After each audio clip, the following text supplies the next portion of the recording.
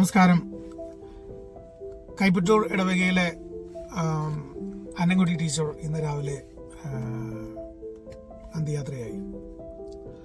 Annamkutty teacher എന്ന് പറയുമ്പോൾ school ടീച്ചറോ high school ടീച്ചറോ പ്രൊഫസറോ ഒന്നുമല്ല.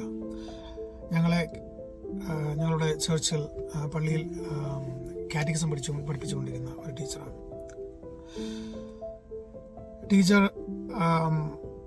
അവരുടെ ജീവിതകാലം മുഴുവനും പള്ളിക്ക് വേണ്ടിയും ഞങ്ങൾ കുട്ടികളുടെ അധ്യാപനത്തിന് വേണ്ടിയും മതബോധന അധ്യാപനത്തിന് വേണ്ടിയും എല്ലാം സമയം ചെലവഴിച്ച ജീവിതം മാറ്റിവെച്ച ഒരു അമ്മയും ഒരു ടീച്ചറുമായിരുന്നു.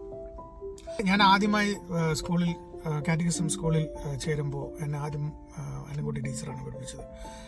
അന്നംകുട്ടി ടീച്ചർ ആദ്യം പഠിപ്പിച്ചത് ദൈവം സ്നേഹമാണെന്നാണ്.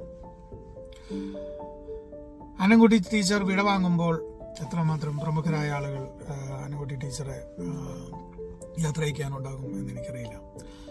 അച്ഛന്മാരോ പള്ളിയിൽ ഇടവയിൽ വന്നു പോയിട്ടുള്ള അച്ഛന്മാരോ കന്യാസ്ത്രീമാരോ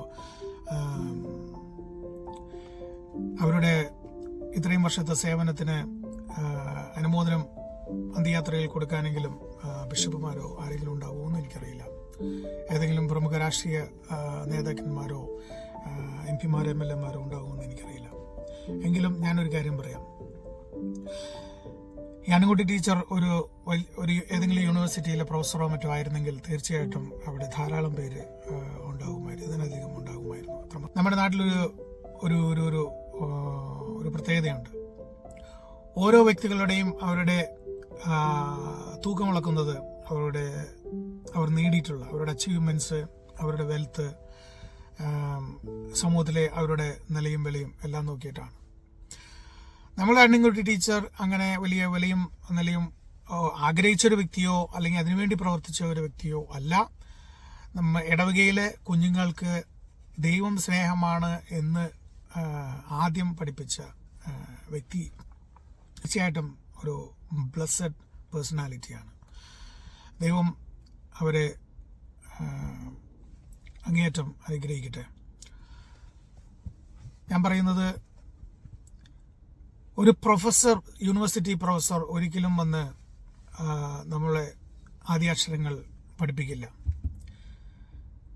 ഒരിക്കലും കാറ്റഗിസം പോലെയുള്ള വേദികളിൽ വന്ന് ദൈവം സ്നേഹമാണെന്നും പഠിപ്പിക്കില്ല. ഇത്തരം ആദ്യ പാഠങ്ങൾ പഠിപ്പിക്കുന്നത് ഇത്തരം അന്നംകുട്ടി ടീച്ചറെ പോലെയുള്ള ചെറിയ ചെറിയ വ്യക്തികളാണ്. ആ വ്യക്തിത്വത്തെ ജീവിച്ചിരിക്കുമ്പോഴും മരണത്തിലും ആദരിക്കണം എന്ന് ഞാൻ എല്ലാവരെയും ഓർമ്മിപ്പിക്കാൻ വേണ്ടിയിട്ടാണ് ഞാൻ ഈ വീഡിയോ ഇടുന്നത്. വൈകിയെങ്കിൽ ക്ഷമിക്കണം.